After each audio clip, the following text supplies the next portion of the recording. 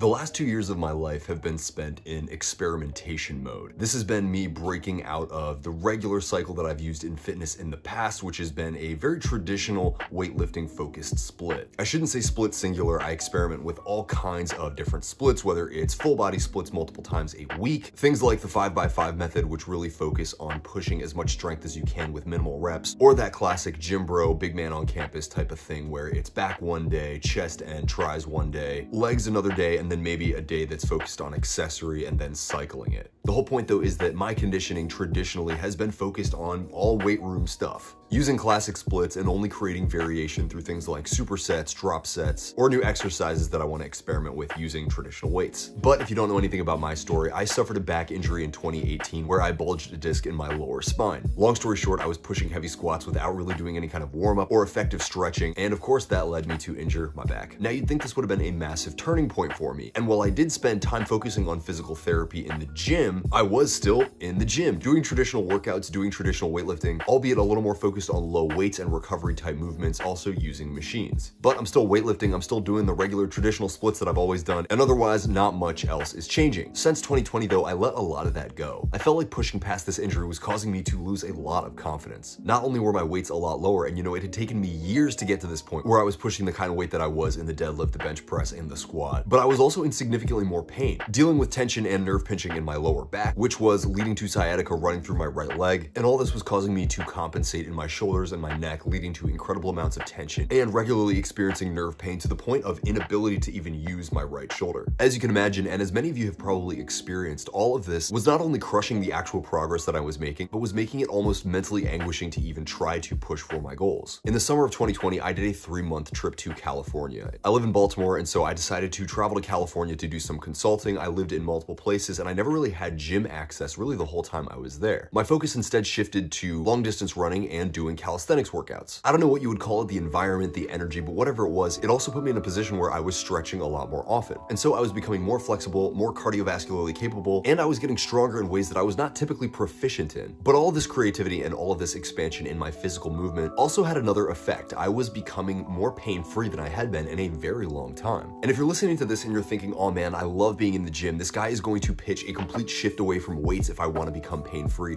stick around because I'm going to take a pivot that you might not expect. Recently, I was at a conference where I met a guy by the name of Seb Alex. Seb is a pretty prominent animal rights activist who recently did a cold turkey triathlon for charity. As you probably know, triathlons consist of a long run, a long bike, and a long swim. And I guess during this time, Seb read a book called Healing Your Back Pain by a guy named Dr. John Sarno. I had mentioned to Seb some of these pains that I was experiencing, and he referenced this book to me sort of as an experiment. There are a lot of concepts out there in regards to using the mind to heal the body, but a lot of the time it's using concepts of spirit, energy, external godlike forces that you can tap into to change your body. And while a lot of you watching my channel are probably thinking, oh, Zach's totally into that kind of stuff, Seb made it very clear up front that he was not. But the way this book talked about the mind's connection to the body, leveraged the scientific method, and applied real-world examples using real people that had actually solved their problems by making an internal shift. Now, ironically to me, after reading this book, it is very similar to a lot of the concepts that Dr. Joe Dispenza talks about, and Dr. Joe Dispenza is a little bit more in that kind of external, energetic concept arena where you are shifting reality timelines or something along those lines to actually experience a physical change. This book was not that at all. In fact, Dr. Sarno's method focuses on a concept called TMS, or tension myositis syndrome. And what the concept essentially says is that when you have an experience that causes you pain, much of the time you make a psychological connection to that pain that actually makes your body continue to cause that same sense of pain by putting you in a state of tension. By tensing up certain areas, you can cause nerve pinches that you ultimately compensate for that lead to long-term pain. And so while I was reading about this, this set a light bulb off for me. Every time I experienced long-form pain relief, I had left the mental environments, the physical environments, and the habitual environments that had led me to that pain in the first place. If I left the gym and the traditional squat programs that I was using, and instead did a long-form program using something like basketball, broad jumping, long jumping, jump squats, jump squat lunges, those kinds of things, I wouldn't experience the same kind of hip and low back tension that I would doing regular barbell squats. Same kind of thing for my shoulders and my upper body. If I were to go outside, practice a long-form calisthenics program, do that for a long period of time, a couple months, I would never end up triggering my shoulder impingements in the same way that I would doing overhead presses, other kinds of shoulder workouts, even bench press, using traditional weight room equipment, even if it was at a low weight. Dr. Sarno's methods forced me to challenge challenge myself in the long term because I realized that a lot of the time it was just the association that I was using. I would subconsciously compensate when I was doing exercises to use primarily the other side of my body, which would take away the integrity of the side of my body that I would experience those regular impingements in. And so because of that unconscious compensation or the associations that I had when I went in there or whatever it was, these specific workouts that I associated with pain were causing me pain. So I know this is not going to resonate with everybody, but I think if I can share this with you and you can look past the biases that you might have towards a concept like this, it can change the way that you look at your physical pain and give you that sense that you can perhaps overcome this physical pain ultimately. So I'm going to share with you Dr. Sarno's 12 reminders when it comes to physical pain. And then at the end of the video, I'm going to share with you my methodology that I'm going to use in 2023 to become totally pain-free. So number one, of course, the pain is due to tension. Tension myositis syndrome, to be specific, not a structural abnormality.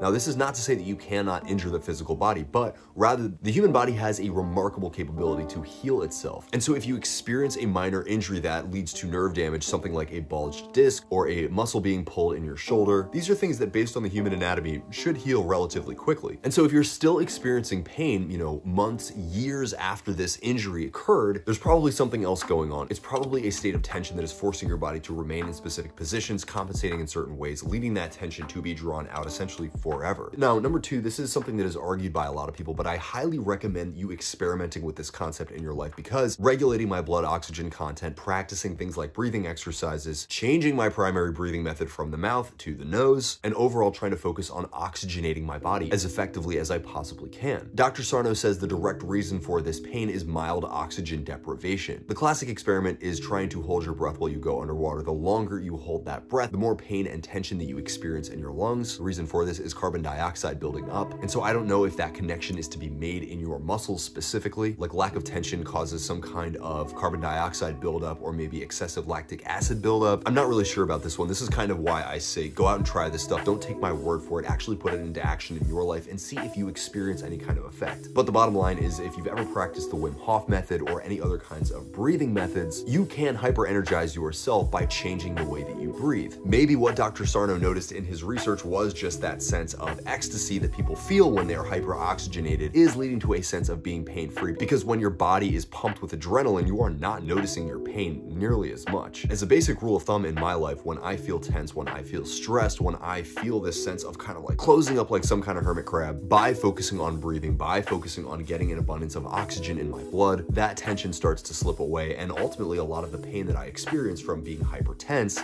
goes away. Reminder number three is where stuff starts to get deep. Dr. Sarno says that TMS is a harmless condition caused by repressed emotions. The fundamentals of shadow work, or really the trauma healing process, focus on going back into experiences that caused you to feel a certain type of emotion that you've now held onto for a number of years. When you go back into those experiences, you relive those experiences from a place where you know consciously, hey, I am safe, I am secure. A lot of the times those experiences that live dormant in your psychological state now have a new meaning associated by you. For people that don't do this work, if they're not familiar with this work, if they have not begun the journey of doing this work yet, when you have an experience that reminds you of your trauma, a lot of the physiological states that you embody to protect yourself in that experience, right, that fight or flight mentality, that fight or flight physiological response, are now coming back to the surface. You may have had a parent, guardian, some kind of authority figure in your life that made you feel unsafe. In that moment, you were tensing up, you were preparing yourself to fight or to flight, and that is a tense-based physiological experience. When you have experiences in life that remind you of that, whether it is conscious or subconscious, you are going to snap right back into that state of preparing to battle or preparing to flee. Until you come to terms with those repressed emotions, you are going to have that experience every single time it happens to you in whatever form it happens. And until you notice and become aware of that, you're not going to be able to do anything about it. It's going to be automatic. It's going to happen to you whether you want it to happen or not. This is a powerful piece of information to have in your awareness. If you can accept that, hey, perhaps this pain is happening because of repressed emotions, I know exactly how to go in, heal those repressed emotions, and then ultimately let go of that pain. I talk a lot on this channel about the book Letting Go by David Hawkins. This really is fundamentally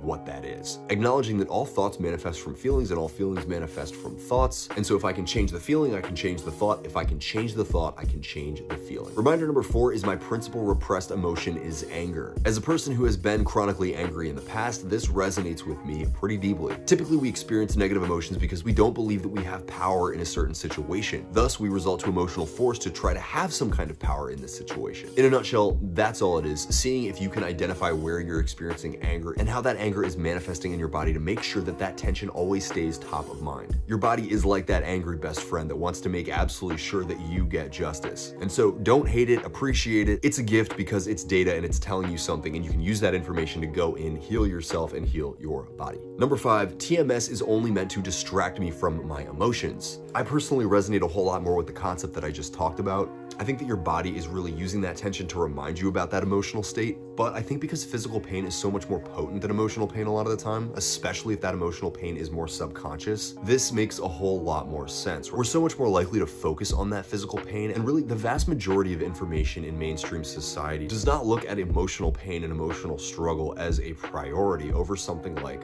physical pain. I can see how from a clinical perspective, Dr. Sarno probably looks at a lot of patients who are pursuing things like in-depth physical therapy, pharmaceuticals, when the solution is a whole lot simpler, but when juxtaposed with the society that we exist in, it is a little bit more vague and ambiguous, quite simply because those resources are not available to the vast majority of us from clinical professionals. Now, reminder number 6 starts to lead into the action items that Dr. Sarno prescribes for people that are experiencing physical pain. This reminder is that since my insert body part here, whatever it is that you're experiencing pain in, is basically normal, there is nothing to fear. This leads us into reminders 7 and 8, which is essentially because there's nothing to fear, you should resume normal physical activity as you truly desire to experience it. In fact, he says must. You must resume physical activity as you desire to experience it. This is one of those ones that I feel a little hesitant to share in a public forum. Because right, I think back, and if somebody had come to me and said, hey, this bulge disc in your back, it's totally a result of tension that is caused by a mental and emotional state, and you need to get right back under that bar, you need to get right back into squatting. And I think any physical therapist would hear that advice and say, that is by far the stupidest thing that I've ever heard. And so I think these reminders are the kinds of insights that you need to take with a grain of salt and really take at your own pace. If you can use this information to build your confidence and give you a sense that, hey, maybe an increase in experimentation is important and I should pursue this, as time goes on, you can push yourself more and more. You can challenge yourself using a feeling methodology, which we'll talk about in a later video, to move yourself through physical action and start to actually see for yourself, how does this make my body feel if I push past the limits that I really believe that I have for myself right now. Reminder number 9 is I will not be concerned or intimidated by the pain. And like I said, I think building up that confidence that you don't have to be intimidated by the pain is something that comes with time and experimentation. It's one thing to read a book, it's one thing to watch a guy babble at you on YouTube, but until you've gone out, you've experimented, you've practiced the art of oxygenating your body and releasing from physical tension, you're not really gonna believe that this stuff is actionable. But I think that's a great transition to lead us into reminder number 10, which is I will shift my attention away from the physical pain and onto my repressed emotions. Number 11 is I intend to be in control, not my subconscious mind, and I think this should really be rephrased to I have control over my subconscious mind. If it's really the case that trauma and repressed emotions are what's causing a state of tension, the experiences that led to this state are pieces of subconscious baggage. Now that brings things full circle into reminder number 12. I must think psychologically at all times, not physically. Essentially, you have to consistently remind yourself that there is some kind of conditioning happening within your subconscious mind that is leading you to muscular tensions which are causing this physical pain that you are experiencing.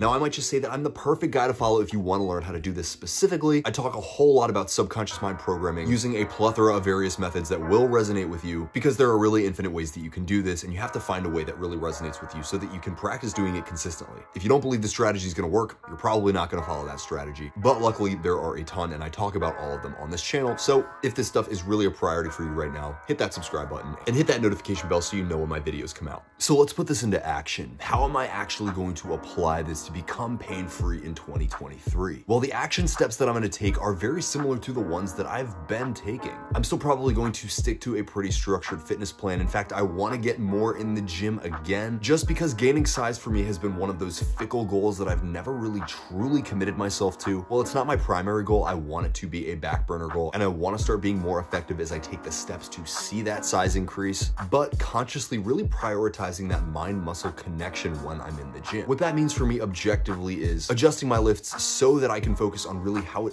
feels to do the lift and relaxing into the movement, so when I experience pain tension, I can actively release from it in the moment, noticing physiologically what that change is like, how that change feels to actually do, and then hopefully it's easier for me to recreate when I do that movement in the future. The plan that I'm gonna follow is a more traditional powerlifting plan. The focus is gonna be on lower reps, higher weights, and just doing those 1 to 3 rep pushes in a wider scheme of sets. I will have at least one lower weight set where I really just focus on the feeling of that exercise. On top of this, I know that more dynamic full body activities such as basketball or dancing or tricking or yoga, these are all activities that I really enjoy doing. And by just having fun and moving my body, I increase the confidence I have in my range of movement, in my ability to perform, and from a mental and emotional perspective, this gives me that feeling that, hey, my body really is a vehicle of freedom and not something that I just have to be restricted to, and not something that I have to do activities as a form of maintenance to keep myself from just completely shutting down. I think when I was forcing myself to pursue conventional goals in increasing my deadlift or increasing my squat or bench, there was sort of this more trapped feeling. And of course, attention goes where energy flows. If you feel trapped in one way, probably going to cause you to snowball into feeling trapped in more ways, and that is quite literally your body not being something that is a vehicle of freedom for you. Beyond that, I know that really challenging myself when it comes to stretching and doing cold plunges on a regular basis are also things that increase my physical confidence. Obviously, when you do cold plunges, it rocket launches your adrenaline, and that electric state of energy rocket launches your confidence and makes it a whole lot more difficult to fall into these emotional lows that we now know are leading to tension. But above all, what's going to be top of mind for me is that understanding that the way that I feel, the way that I think is directly leading to my physical experience. So if you want some help healing your physical pain, you can click the link in my bio. You can learn all about how my coaching program works, and if you decide to sign up, we're gonna take your goals, take your challenges, and then create a personalized strategy to bridge that gap, and we will work one-on-one together to make that happen. Otherwise, if you like this video, hit that like button and drop a comment below. If you hated the video, like the video anyway. Subscribe, hit that notification bell so you know when my videos come out, and without further ado, my friends, peace, much love, namaste, and I will see you soon.